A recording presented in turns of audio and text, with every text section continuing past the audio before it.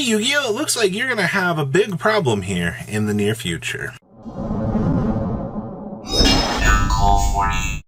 make 30% of you guys are going to complain that this is clickbait. It's not, actually. Make sure you guys smash the little crap out of the subscribe button so you guys don't miss out more awesome content.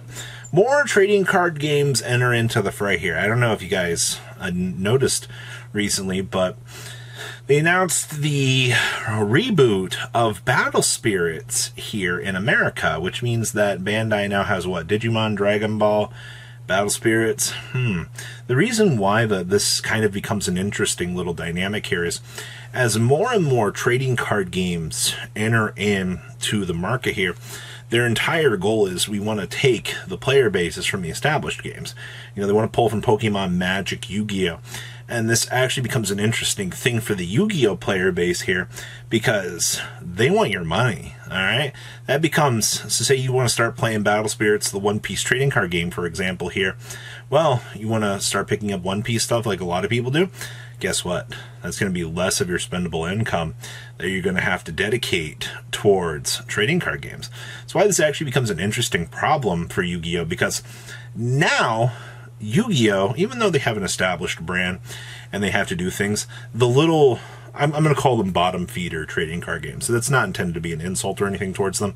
But, you know, there's obviously the big three, which is Yu-Gi-Oh!, Pokemon, Magic, and the other trading card games start coming down here going, nom, nom, nom, nom, nom, and eating off, you know, the little entrails of this. So I just want to talk about, like, the central figure of, like, the card game sphere here, and how Yu-Gi-Oh! Has a challenge to deal with here as a lot more trading card games. Now that, like, we're past the big phase here with, you know, the explosion of all of COVID and everything, who's to say here in the future what happens, but the first big one that I saw out of literally this weekend was Battle Spirits got re-announced. Now, once again, Battle Spirits, to a lot of people, they're going to look at that game and go, oh, God, Battle Spirits, what the heck is that? Like, it's literally some, like, backwater game from Bandai. The collab sets are really cool, don't get me wrong, but it's just that. It's pretty big offshoot. Now, the big one that I think a lot of people, I'm not really too interested in this, but there is a very big player base right now gathering around One Piece. Whether or not it looks like it's going to be a big successful game or not, chances are, ladies and gentlemen, that a lot of your friends might want to give it a shot. All right, like, that's kind of like the big thing here. And I have another video that will come out at some point here where people are talking about, like, scalpers ruining trading card games. I find it funny here. This is like a pretty interesting topic to, you know, plug into this. Because, like, yeah, Yu-Gi-Oh! Has to deal with the competitors here, but, like, the trading card game communities have to deal with the scalpers. And when I say scalpers here, they have to deal with the free-form secondary market. Not even on secondary product, by the way. It's just on opened-up singles. Communities are complaining about the price of their own singles. Man, oh man, bro. People are like, nah, all cards should be equal. It's not how it works. Sorry to tell you that. Better cards will always be worth money. And alternate rare foilings that are higher rarity, that do the same shit as your basic rarity, deserve to be higher rarity. Oh, damn. Do I need to shot that in the back? You have cards that do the same thing. Stop bitching about the higher rarity. Okay, that feels good. I don't care if the Starlight costs $400. You don't need the Starlight to play the regular $20 card. All right, stop that right now. All right, so that's a funny thing that's, like, with all these new trading card games that are happening here, just the little problems within their community. So Battle Spirits, One Piece now enters into the fray here, kind of shaking up things a little bit. Because I also made this video because a lot of people ask my opinion on the other trading card games. You know, like, am I like some crazy, like, IQ wizard with this? I just see it as, like, more potential money that you're gonna have to spend on other things. So One Piece, though, I don't know if it'll be a long-term game, and I say that very honestly, because trading card games, I mean, to be fair, I guess Dragon Ball's withstood the test, even though I've heard a lot of rough things from the community from that. Though I will say, Digimon making it to 9 sets, you know, the infinite power creep that Digimon has. I still don't even know how to play Digimon, the game, at all. I just started collecting it because that old nostalgia factor. But you know what? Digimon looks like it has a pretty loyal player base going about it. So I will clap for that because I think that that's a good thing. Good stuff, Digimon. You know, considering all of the interesting things I've heard about Bandai throughout the years here, and you know, their experience on handling trading card games. I mean, if they've managed to get as many of them as they can onto the market and sustain them, I think that that's something interesting to take note of here. So we're up to what? One Piece, Battle Spirits entering into the American market. Battle Spirits is expanding itself into the Asian territories. That's actually very interesting as well here. I don't know if you guys kind of keep up, but they announced that the Japanese Duel Masters is going to expand itself across, what was it, the other region, or other territories across Asia for the Japanese brand. So that's interesting. Duel Masters is doing an expansion here. Of course, Shadowverse Evolve with Bushiroad just got its own card game. Things are up to 2 sets, heading into 3 here, I believe. I don't really have much of an opinion on it because I only really care about Vanguard and Weiss on the side of Bushiroad, but the game looks like it's become very popular. I mean, man, like, you got One Piece now running in the OCG, or in Japan. You've got Shadowverse Evolve keeping up, and then you got Cardfight Vanguard, Pokemon, Magic, you know, all of these card games.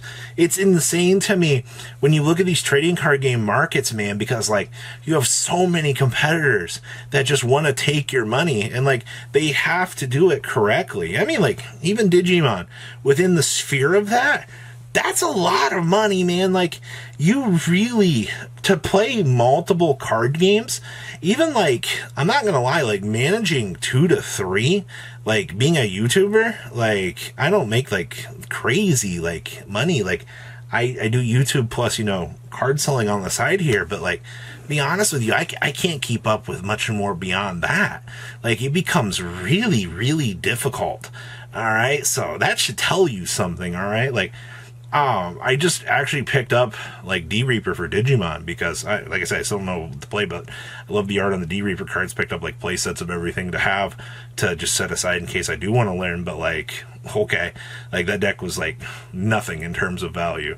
But, like, getting into, like, these tier 1s, building a trade binder, going through the trading card experience itself, no, whoo-hoo, too expensive, man. Like, it's ridiculous. So what was, I believe Osika just got announced in Japan. It's like knockoff Weiss, Schwarz Simulator.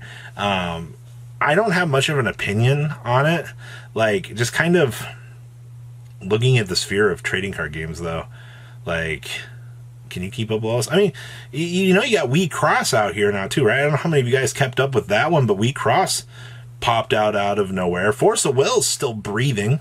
All right, like, I don't know if you guys have paid attention, but Force of Will still exists. All right, it's still breathing.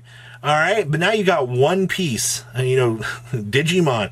Digimon gains popularity as the days go on.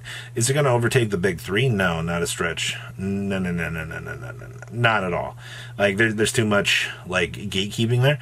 And, you know, once again, I'm curious to see, like, how will One Piece affect the West market, because I don't know. Even though, like, it's got a big established player or a big established fan base in Japan, like, what's your expected turnover here? You know, the reason why when we look at, like, all of these card games and things here is, yeah, they might burst out into flames in 2 to 3 years and not withstand what we call the test of time here. I mean, Vanguard just rolled over 10 years here. I don't know if you guys know that or not, but yeah, Vanguard's going into its 11th year now. Good stuff. Weiss, same thing here. But a lot of people look at these games and, like, you know, can they withstand the test of time? That's the big question. With One Piece ending here, that means potential content that might not be something that they can add on here. Very much reminds me of Naruto back in the day, and we all seen where that went. So, new trading card games trying to capitalize on the market. They want to take all of your monies, and Yu-Gi-Oh! Once again needs to get its business act together as more and more of their player base goes womp, womp, womp, womp, womp, eating off of them. It's an interesting time to be a trading card game player, for sure. So what do you guys think? Please leave a comment down below. Tell me what you guys think. Make sure you guys smash the crap out of that subscribe button. See your beautiful faces back here later in the day, guys. Peace out. Patrons.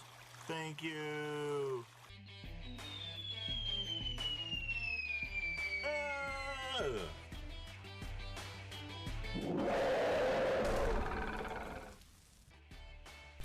Thank you so much for watching. Check out these other videos.